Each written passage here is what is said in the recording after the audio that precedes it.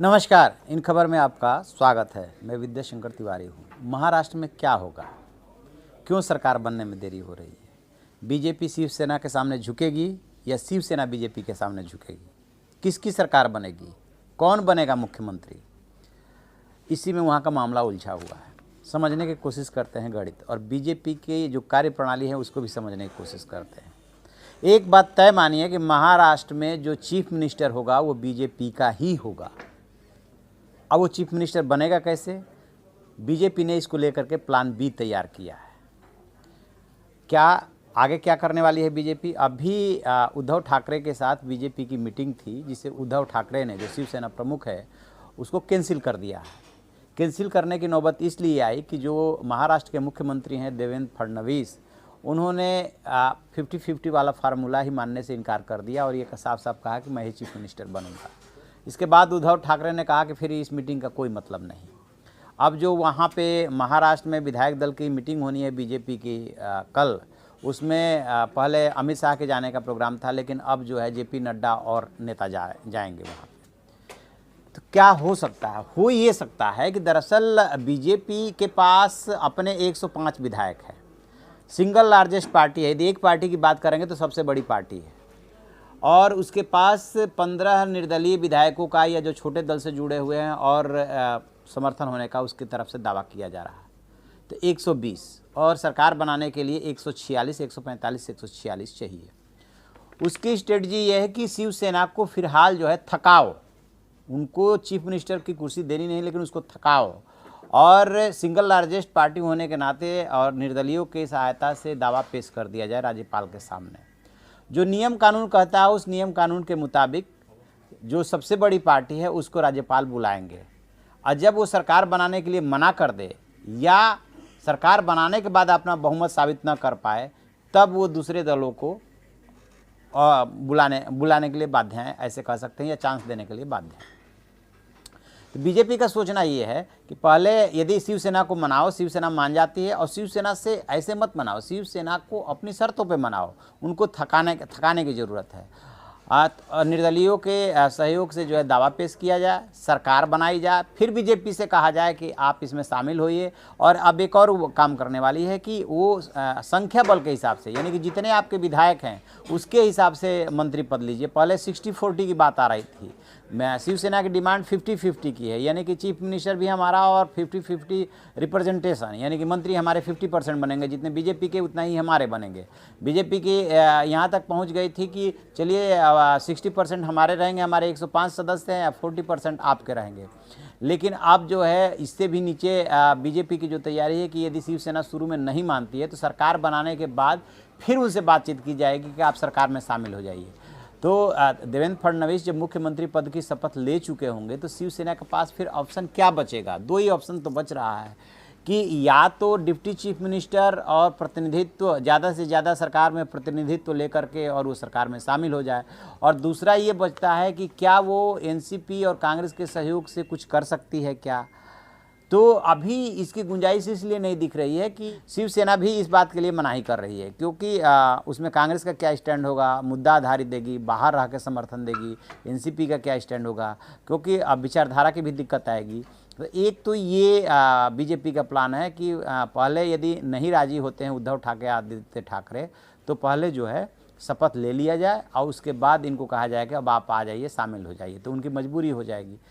लेकिन यदि इस पर भी नहीं मानते हैं, मान लें कि देवेंद्र फडणवीस मुख्यमंत्री बन गए, शपथ ले लिए निर्दलीयों के सहयोग से, और उनके पास बहुमत नहीं है, फिर शिवसेना को आमंत्रित करते हैं साथ आने के लिए, और शिवसेना फिर भी नहीं मानती है, तो क्या है? तो एक बीजेपी के राज्यसभा सदस्य हैं संजय काकड़े, उनका दावा है कि बीजेपी के जो शिवसेना के जो 56 सदस्य हैं और उसमें से 45 बीजेपी के संपर्क में, और वो ये कह रहे हैं कि हम शिवसेना से अलग होकर के आपको समर्थन दे देंगे। उद्धव ठाकरे के घर पे जो मीटिंग हुई थी उसमें जो है ये तय हुआ था क्या करना है, कैसे करना है, वो उद्धव ठाकरे तय करेंगे, विधायकों ने उनको अधिकार ये दे दिया था। अब ये कह रहे हैं संजय काकड़े साहब कि हमारे पास हमारे संपर्क में 45 शिवसेना के विधायक हैं, और वो ये कह रहे हैं कि आप सरकार बनाइए, हम आपको जो है समर्थन करेंगे। तो ये उनका प्लान बी माना जा रहा है। क्या शिवसेना टूट सकती है? 45 सदस्य बीजेपी के संपर्क में हैं, ये ऐसा उनका दावा है। दावे में कितना दम है कह नहीं सकते। वैसे बीजेपी की जो कार्यप्रणाली है उसमें यदि वो शिवसेना टूट जाए तो कोई बहुत बड़ी बात भी नहीं, शिवसेना टूट भी सकती है। तो पहली कोशिश शिवसेना साथ आ जाए। कल विधायक दल की बैठक है, मान जाते हैं डिप्टी चीफ मिनिस्टर और एक प्रतिनिधित्व पे कि आपके ज़्यादा से ज़्यादा विधायकों को हम सरकार में प्रतिनिधित्व दे देते हैं तो ठीक, नहीं मानते हैं तो फिर अकेले सरकार बनानी है। बेशक अभी संख्या बल नहीं है, लेकिन राज्यपाल के सामने बीजेपी दावा पेश करेगी और मुख्यमंत्री पद की शपथ जो है देवेंद्र फडणवीस लेंगे। उसके बाद शपथ लेने के बाद फिर से बीजेपी को शिवसेना को आमंत्रित किया जाएगा कि आप आ जाइए। शिवसेना यदि आ जाती है तो ठीक, नहीं आती है तो फिर उसके लिए ये प्लान बी यानी कि शिवसेना को तोड़ो उन्होंने अपने स्ट्रेटजी में रखा है।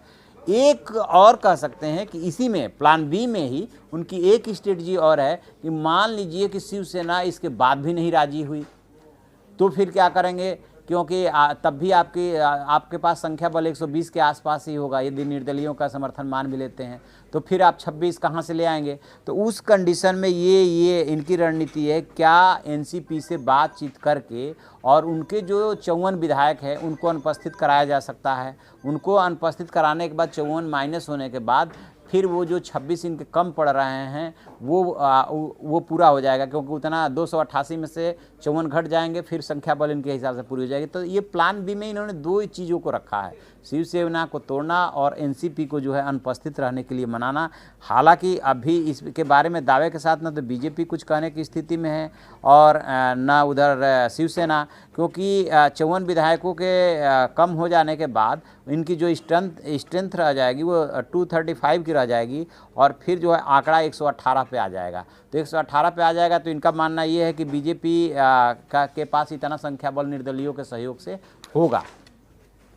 तो कुल मिला जुला करके इनकी रणनीति फिलहाल यही है कि शिवसेना को जितना बातचीत में उलझाए रखिए, थकाइए, उनको मजबूर कीजिए, उनको सत्ता का सपना दिखाइए। मान जाते हैं डिप्टी चीफ मिनिस्टर भी इतनी आसानी से नहीं दे देगी, आदित्य ठाकरे को देगी तो ठीक है, और नहीं मानते हैं तो फिर जो है इनको एनसीपी को अनुपस्थित करा करके और बहुमत हासिल करेंगे और बहुमत हासिल करके शिवसेना को इस तरीके से वो चोट पहुंचाएंगे या उसको मजबूर करेंगे। अब देखते हैं कि शिवसेना की क्या स्ट्रेटजी है। अभी तो उद्धव ठाकरे ने गर्मा गर्मी में जो है अपनी मीटिंग कैंसिल कर दी जो बीजेपी के साथ होने वाली थी, लेकिन उनकी भी मजबूरी है कि क्या वो अपने 56 विधायकों को बांध करके रख पाएंगे, क्योंकि हर विधायक जो 2 बार 3 बार से चुन करके आ रहा है वो मंत्री बनना चाहता है, और मंत्री जब वो 45 जिन विधायकों का दावा किया जा रहा है उनमें से ऐसे ही ज़्यादातर विधायक हैं जो 2 बार 3 बार चुन करके आ चुके हैं, तो वो उनको मंत्री बनने की जल्दी है। तो शिवसेना के सामने अब दोहरी चुनौती हो गई है। एक बीजेपी के जो अमित शाह जो इस समय अध्यक्ष हैं और देश के गृह मंत्री हैं, उनकी जो स्ट्रेटजी है उस स्ट्रेटजी से निपटना एक बात, और दूसरी जो है अपने विधायकों को बांधे रखना।